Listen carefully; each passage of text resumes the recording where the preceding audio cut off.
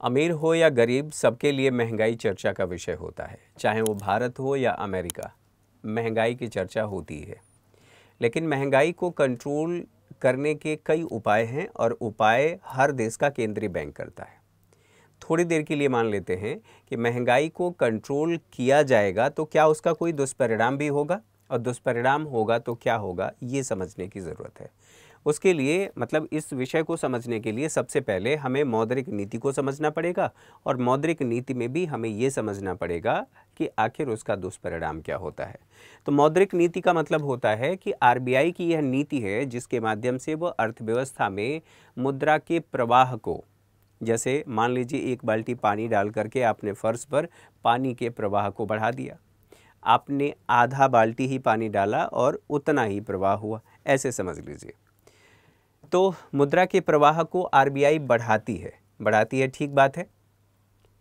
अब आरबीआई इसके लिए दो नीति का प्रयोग करती है, यानी कि दो तरह की मौद्रिक नीति होती है। एक को कहते हैं कठोर मौद्रिक नीति और एक को कहते हैं सस्ती या विस्तारित मौद्रिक नीति। तो एक है जो टाइट मॉनेटरी पॉलिसी, जिसको हम कह रहे हैं टाइट मॉनेटरी पॉलिसी के माध्यम से आरबीआई क्या कर रहा है। जब मैं इन्फ्लेशन कहूँगा या मुद्रास्फीति कहूँगा तो उसका मतलब है महंगाई, कम या वृद्धि, ये आप समझ ही रहे हैं। लिक्विडिटी का मतलब ये है कि मेरे पास अभी 1 लाख रुपए हैं और अचानक से पता चला मेरे पास 2 लाख और आ गए या 2 करोड़ और आ गए, है ना। हजम नहीं हुआ फिर भी हजम कर लीजिए। मान लीजिए 2 करोड़ आ गए, 2 करोड़ आ गए यानी कि मेरे पास अब उसकी लिक्विडिटी बढ़ गई, मेरे पास पैसे की मात्रा बढ़ गई, ऐसे समझ लीजिए।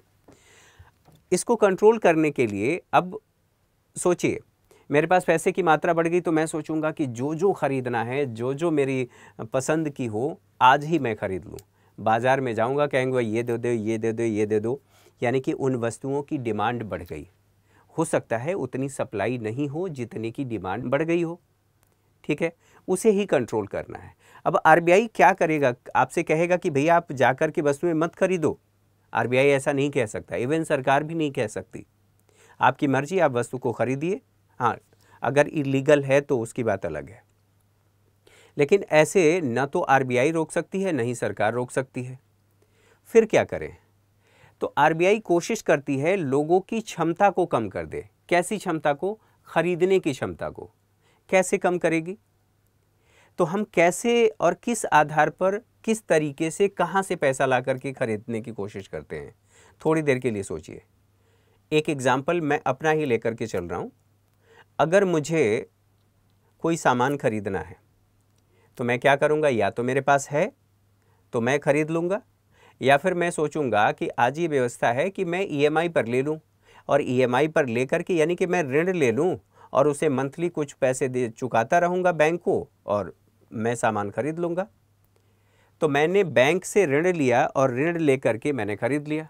जो ऋण लिया उस पर मैंने बैंक को ब्याज दिया। अब जो भी उस समय डिसाइड हुआ, जो भी उस समय ब्याज इंटरेस्ट रेट था, उसके आधार पर मुझे ऋण मिल गया, मैंने अपना काम कर लिया। यानी कि जाकर के बाज़ार में मैंने ख़रीदा, और ख़रीदा यानी कि डिमांड किया। अब सोचिए, मैंने इंटरेस्ट रेट पे किया किसको? बैंक को।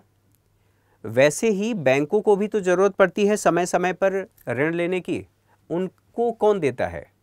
उनके लिए देश का केंद्रीय बैंक है जिसका नाम है RBI, reserve bank of India, और बैंकों का बैंक कहा जाता है। आरबीआई ने इन सभी बैंकों को ऋण दिया, जो जो बैंक उसके पास गए। आरबीआई भी तो इंटरेस्ट रेट लेगा, यानी कि आरबीआई भी तो ब्याज लेगा। ऐसा थोड़ी है कि वो चैरिटी करने के लिए बैठा है, नहीं ले जाओ फ्री में, फिर कमा करके दे देना, कोई दिक्कत नहीं। आरबीआई ऐसा नहीं करता है, आरबीआई भी ऋण पर ब्याज लेता है। अब सोचिए कि आरबीआई ने जब बैंकों को ऋण दिया तो पहली बार बैंक गए थे तो उनको दिया था 5% पर। फिर जब बैंक गए तो बैंकों को कहा कि एक काम करो भैया, पिछली बार 5% पर दे दिया था, इस बार 7% पर दूंगा। बैंकों की ज़रूरत है, बैंकों को लेना है, तो बैंकों ने कहा कि अच्छा ठीक है भाई, चलो। अब मुझे 100 करोड़ का, मैं मान के चलिए कि मैं बैंक हूँ, तो मैं क्या कहूँगा कि 100 करोड़ का लोन लेना था, मैं काम करता हूँ 50 करोड़ ही लेता हूँ। और चूंकि मेरे पास 50 करोड़ ही आए, मैंने 50 करोड़ का ही लोन लिया, क्योंकि आरबीआई ने अपने ब्याज दर को बढ़ा दिया था, तो अब मैं लोन उसी 50 करोड़ में से दूंगा, और दूंगा तो मैं ब्याज भी अधिक लूँगा। और अगर मैं ब्याज अधिक ले रहा हूँ तो जितने लोग जो सोच रहे थे कि ब्याज लेकर के आईफोन खरीद लेता हूँ, मतलब ब्याज पर ऋण लेकर के मैं आईफोन खरीद लेता हूँ, अब वे सभी व्यक्ति कोशिश करेंगे जान दो यार इतना महंगा क्यों लेंगे, सस्ता होगा तो आईफोन ले लेंगे, क्योंकि आईफोन 17 प्रो आ चुका है और उसके रुझान भी आने लगे थे। तो कुल मिलाकर के आरबीआई ने अपने इंटरेस्ट रेट को बढ़ा करके मुद्रा की लिक्विडिटी को कम कर लिया। अब सोचिए कि अगर 1000 लोग बैंक से ऋण लेकर के और फ़ोन खरीदने वाले थे, अब वो नहीं खरीदेंगे। यानी कि उनके हाथ में जो पैसा आता और बाज़ार में जाकर के खोल देते अपना हाथ, अब वो नहीं जाएंगे। यानी कि बाज़ार में जितनी अमाउंट जाना था वो नहीं गया। लोगों की क्रय क्षमता को वहाँ पर प्रभावित कर दिया किसने? आरबीआई ने, ब्याज बढ़ा करके। इससे जो मुद्रास्फीति है, जो मैंने कहा कि मुद्रास्फीति का मतलब महंगाई, तो महंगाई कंट्रोल हो गया। कैसे हुआ? आरबीआई ने टाइट मॉनेटरी पॉलिसी का प्रयोग किया, अपने इंटरेस्ट रेट को बढ़ा दिया, इससे लिक्विडिटी कम हो गई, इन्फ्लेशन कंट्रोल हो गया। ठीक है, अब आते हैं, अगर आरबीआई को लग रहा है कि अर्थव्यवस्था में यार वस्तुओं और सेवाओं की मांग नहीं हो रही, डिमांड नहीं हो रही है, दुकानें भरी हैं, मार्केट पूरा सजा हुआ है, पूरी अर्थव्यवस्था में उत्पादन हुआ है, लेकिन कोई खरीद नहीं रहा है। खरीद नहीं रहा है, क्यों नहीं खरीद रहा है? लोगों को लालच देते हैं कि भैया हम आपको सस्ता ऋण दे रहे हैं, आप खरीदो। इस स्थिति को सोचिए, यानी कि डिमांड कम है और सप्लाई ज़्यादा है। हम कहेंगे ना कि मंदी की स्थिति है, अभी के लिए इतना समझ लीजिए कि मंदी की स्थिति है। इस स्थिति में आरबीआई कहता है कि आप हमसे ऋण लोगे ना, ठीक है, आप हमसे ऋण लोगे तो मैं आपको कम ब्याज पर दे दूंगा। तो बैंक क्या करते हैं? कम ब्याज दर पर, ठीक है, इंटरेस्ट रेट कम होता है और बैंक अधिक ऋण ले लेते हैं। और चूंकि बैंकों को कम ब्याज दर पर आरबीआई से ही ऋण मिला है, इसलिए बैंक कम ब्याज लेकर के अपने ग्राहकों को, मेरे और आप जैसे ग्राहकों को सस्ती ब्याज दर पर ऋण दे देते हैं।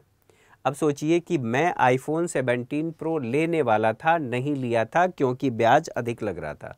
अब कहूँगा चलो एक अपने लिए ले लूँ और एक अपने सोना बाबू के लिए ले लूँ, तो दो मैंने ले लिया। यानी कि अब वस्तुओं और सेवाओं की डिमांड बढ़ गई क्योंकि सस्ता है। अब सोचिए, इसका मतलब ये है कि मैंने ऋण ले करके एक के बदले दो फ़ोन ले लिया, मैं जाकर के अपना हाथ खोल दिया मार्केट में। लिक्विडिटी यानी कि मुद्रा का प्रवाह अर्थव्यवस्था में बढ़ गया, पैसा बढ़ गया। तो जो मैंने, मान लीजिए मैं एक खरीदने वाला था, दो ले लिया, ऐसे मान लेते हैं थोड़ी देर के लिए 1 लाख लोग थे जो इंतज़ार कर रहे थे कि इंटरेस्ट रेट कम हो, मैं खरीदूंगा। अब 1 लाख लोग सब ऋण लेकर के पहुंच गए खरीदने के लिए। पता चला कि उतना, जितने 1 लाख लोग पहुंच तो गए लेकिन उतना उत्पादन नहीं है। अब कंपनी क्या करेगी? कंपनी कोशिश करेगी कि चलो मैं भी ऋण ले करके सस्ते ब्याज दर पर और 1 लाख और यूनिट आईफोन का उत्पादन कर देता हूँ 17 प्रो। यानी कि अगर 1 लाख फ़ोन और बन रहे हैं तो वस्तुओं और सेवाओं का उत्पादन हो रहा है, उसका अंतिम मौद्रिक मूल्य देखेंगे और वो बता रहा है कि हमारे देश में वस्तुओं का उत्पादन हो रहा है तो उसकी वैल्यू, ठीक है, उसका मौद्रिक मूल्य, और हम कहेंगे कि हमारी ग्रोथ रेट बढ़ रही है, अर्थव्यवस्था की ग्रोथ रेट बढ़ रही है। यहाँ तक बातें क्लियर होंगी। अब सोचिए, ऐसा करने से, इंटरेस्ट रेट को कम करने से लिक्विडिटी बढ़ गई, लिक्विडिटी बढ़ने से हमारी ग्रोथ रेट भी बढ़ गई। अब जरा सोचिए, अपने उस सवाल पर आते हैं कि क्या महंगाई को कंट्रोल करना, ठीक है, कभी कभी नुकसानदेह होता है या नुकसान पहुंचाता है? यहाँ पर देखिए, जब आरबीआई ने टाइट मॉनेटरी पॉलिसी यानी कि कठोर मौद्रिक नीति का प्रयोग की थी तो भले ही इन्फ्लेशन कंट्रोल हो गया था, लेकिन लोग वस्तुओं और सेवाओं की डिमांड नहीं कर रहे थे, यानी कि उपभोग और निवेश नहीं कर रहे थे। तो इसकी वजह से हमारी ग्रोथ रेट कम हो गई थी, तो हम कहेंगे कि अगर इसको कम किया जाता है, टाइट मॉनेटरी पॉलिसी का प्रयोग आरबीआई करती है, तो उसका परिणाम ये होगा कि हमारी ग्रोथ रेट कम हो जाएगी। अब यहाँ पर देखिए, अगर आरबीआई सस्ती मौद्रिक नीति का प्रयोग करती है, इसका मतलब ये है कि अधिक से अधिक लोग कम ब्याज दर पर ऋण लेकर के वस्तुएं खरीदने पहुंच जाएंगे, डिमांड बढ़ जाएगी और बढ़ जाएगी। तो बताइए, जिस वस्तु की डिमांड बढ़ जाती है, ठीक है, उसकी कीमतें बढ़ जाती है। जैसे नौकरी वाले दूल्हे की डिमांड होती है ना।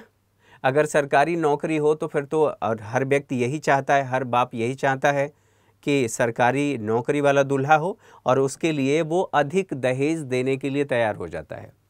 तो बताइए, जब डिमांड बढ़ेगा तो इन्फ्लेशन यानी कि कीमतें बढ़ जाएंगी। तो जब सस्ती मौद्रिक नीति का प्रयोग किया तो इन्फ्लेशन बढ़ गया, लेकिन जब इन्फ्लेशन को कंट्रोल करने के लिए टाइट मॉनेटरी पॉलिसी यानी कि कठोर मौद्रिक नीति का प्रयोग किया तो हमारी इकोनॉमिक ग्रोथ कम हो गई। तो ये किस लिए किया गया था? ताकि हम इसको कंट्रोल कर सकें, और इसको कंट्रोल करेंगे तो ये हमारा कम हो जाएगा। तो इसका नुकसान यही है कि यदि आरबीआई महंगाई को कम करने के लिए मौद्रिक नीति का प्रयोग करती है तो हमारी ग्रोथ रेट प्रभावित होती है। इसीलिए मौद्रिक नीति का उद्देश्य केवल महंगाई को कंट्रोल करना नहीं होता है, ठीक है, बल्कि आर्थिक समृद्धि और मुद्रास्फीति दोनों के मध्य सामंजस्य स्थापित करना होता है। अगर ऐसा नहीं होगा, हमारी ग्रोथ रेट प्रभावित होगी, इसको कंट्रोल करने के चक्कर में हमारी ग्रोथ रेट प्रभावित होगी, तो उसका परिणाम यह भी होगा कि अंतर्राष्ट्रीय स्तर पर भारतीय अर्थव्यवस्था की रैंकिंग घटेगी, और रैंकिंग घटने का मतलब ये है कि भारत के लिए वह ख़राब सिचुएशन है, यानी कि ख़राब स्थिति है। इसलिए आरबीआई जब भी मौद्रिक नीति का प्रयोग करती है तो उसके लिए जो टारगेट बनाया गया है 2026 तक के लिए कि महंगाई कितनी होगी, तब हम इंटरेस्ट रेट को बढ़ाएंगे या घटाएंगे, ठीक है, यानी कि 4+-2 को देख करके ये डिसीजन लिया जाता है।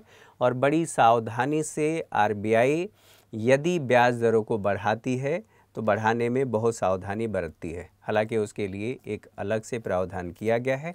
कौन सा प्रावधान है? अकेले आरबीआई के गवर्नर डिसीजन नहीं लेते हैं, तो वो व्यवस्था कौन सी है, आप लोग कमेंट करके बताइए। बाकी ये सेशन आप लोगों को कैसा लगा ये भी ज़रूर कमेंट करके बताएं।